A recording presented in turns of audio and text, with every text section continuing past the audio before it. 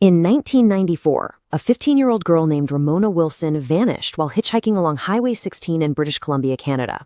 Her body was found months later. Her killer has never been caught. Ramona is one of at least 40 Indigenous women who have disappeared or been murdered along this same road over 40 years. This is the Highway of Tears, and this is the story of how systemic failure created one of Canada's deepest wounds. For her family, those distant news reports suddenly became their own intimate, devastating reality. This wasn't just a disappearance, right? It was the beginning of a nightmare that has echoed through the decades. And I want to make it clear right up front, this documentary explainer is fundamentally about those victims first. Okay, let's dive into this, because for years, there were these awful whispers and harmful stereotypes aimed at these victims. People made assumptions that they were transient or struggling with substance abuse, as if that somehow justified the total lack of answers. But Ramona's family? They defiantly pushed back. As they put it perfectly, Ramona's life and the lives of all of these women had immense value. These were daughters, sisters, and friends whose lives were quite literally stolen. Section 1. The geography of Highway 16. So, to really grasp how this could happen over and over again, we need to zoom out and map the actual landscape.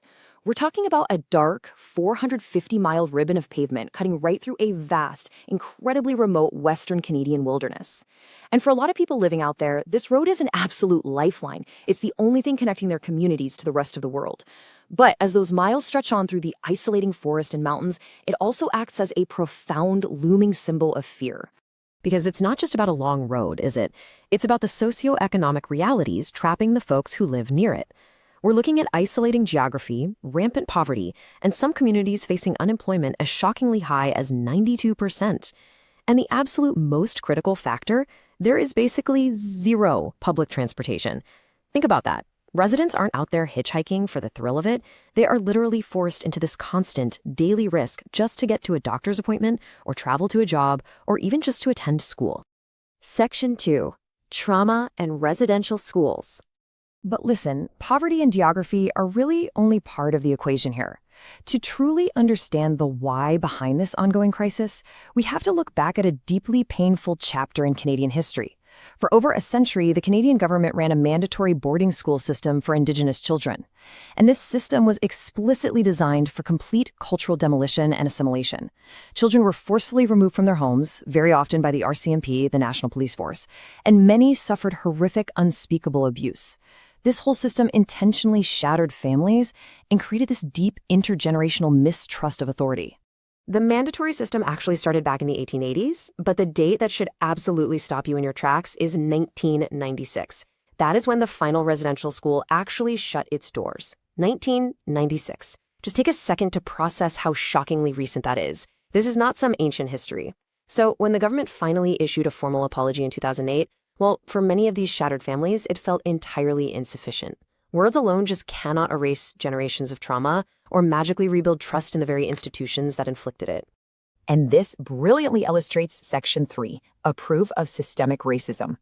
You see, that historical mistrust wasn't just a lingering shadow.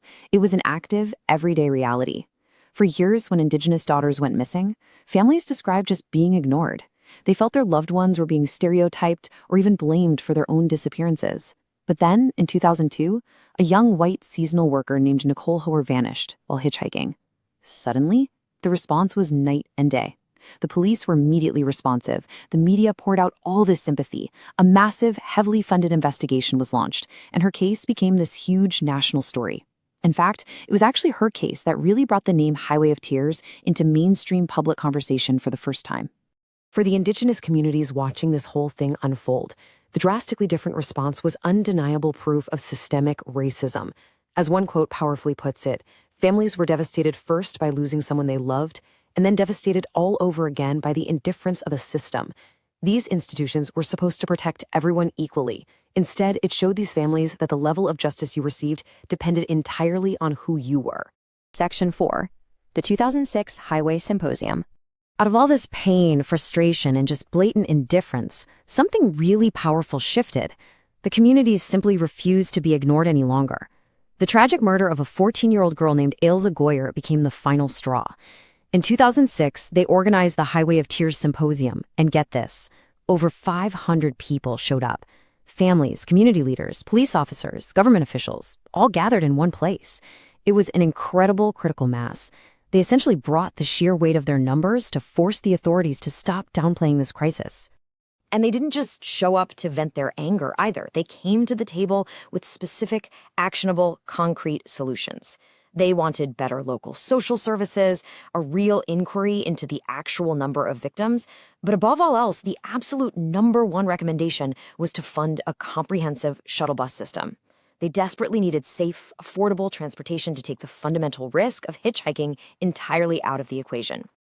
Which brings us to Section 5, an unkept promise for safety. Now, what's really interesting about this slide is the staggering gap in the numbers.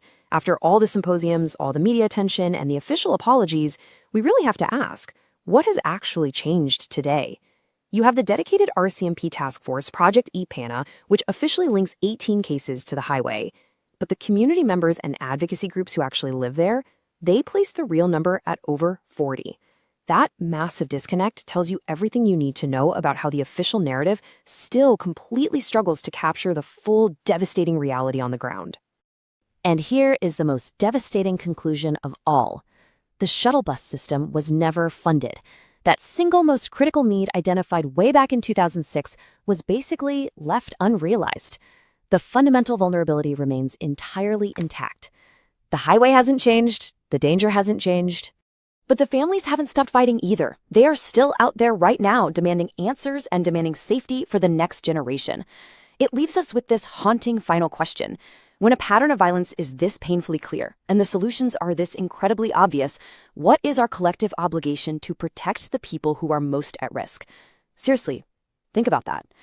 Thank you for watching this explainer, and please subscribe for more documentaries on stories that deserve to be told.